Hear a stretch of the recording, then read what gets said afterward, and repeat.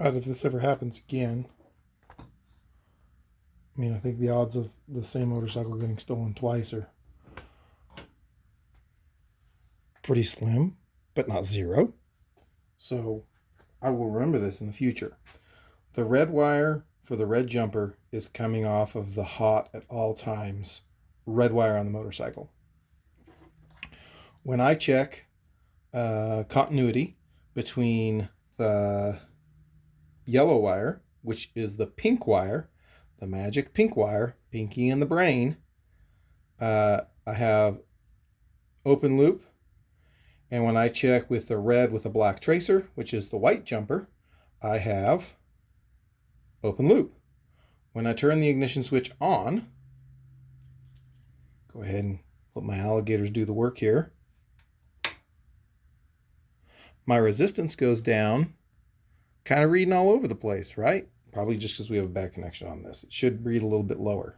But I don't know. I'm just checking to make sure that we got a good switch. So then I go over to the yellow wire.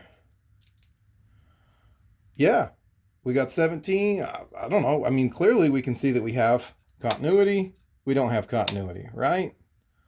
How complex could a key switch possibly be? Okay, so we'll go ahead and use our magic other wire that's hooked up to the second ignition switch that I bought, which would be right here. So we'll just go ahead, hook our red to our red.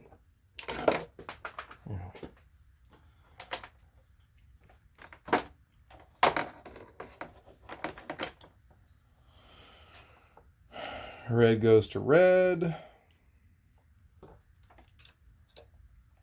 And I gotta make sure I have the right wires here.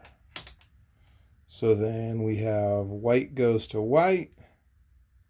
Here we're showing that we have 1.0 ohms or 1.6 ohms of resistance. And then if we check to the yellow, which would be the pink wire, we have open loop. If I turn the ignition switch off, we still have open loop. And white wire has open loop.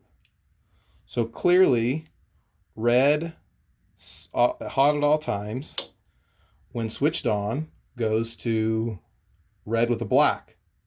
Has power, doesn't have power. With the yellow, which is connected up to the pink, pinky, we still have an open loop. On, off, doesn't matter. Switch to run, switch to lock, nothing. Open all around. But if we check red to black tracer, we have power. Just connect it up on there. And then we have open loop. Just to confirm this, we'll go ahead and hook the black up to solid red here and check the other way around. So white, which is hooked up to red with black tracer, comes there. Pink, we stay open loop.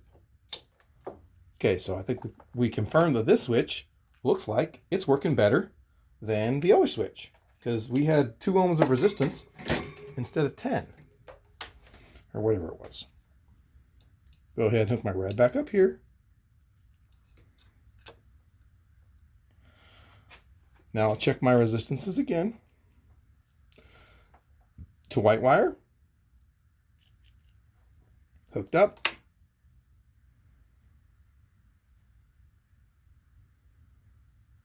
Why this weird resistance reading? Why is it dropping?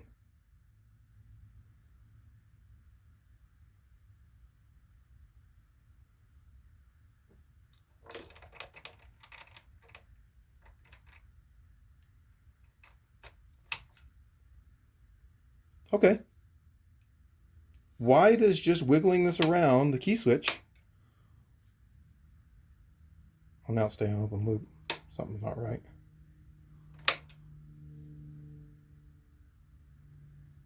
I mean, clearly my connections down there aren't moving around.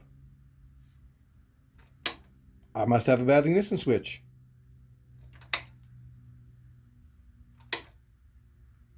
Let's check the pink.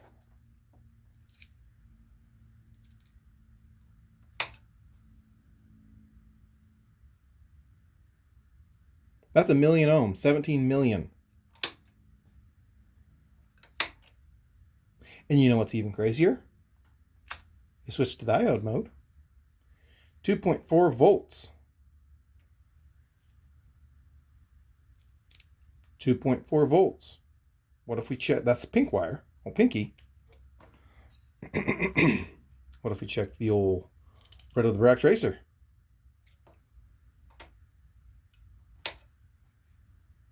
Zero volts for diode testing. All right, let's go ahead. What do we know about diodes? Well, they're a check circuit, check ball. We'll go ahead and hook black up to red. Black up to white.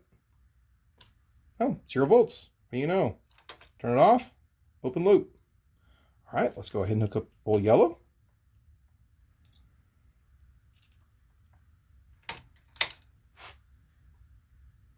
.7 volts.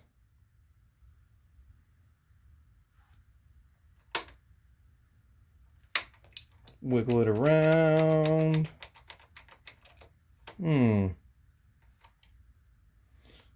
Switch these leads back around.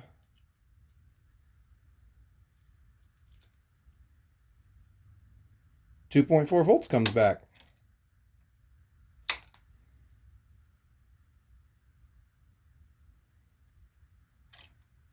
Now let's check our resistance. Back to red with white. Now she comes right back online. 0.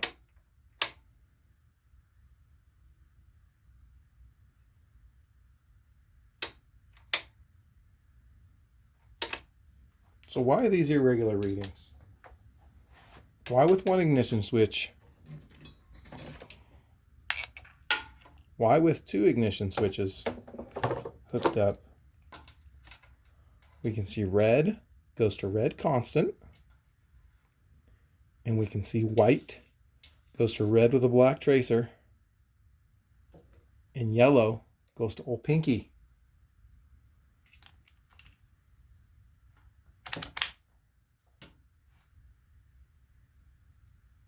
Stay tuned for part 2.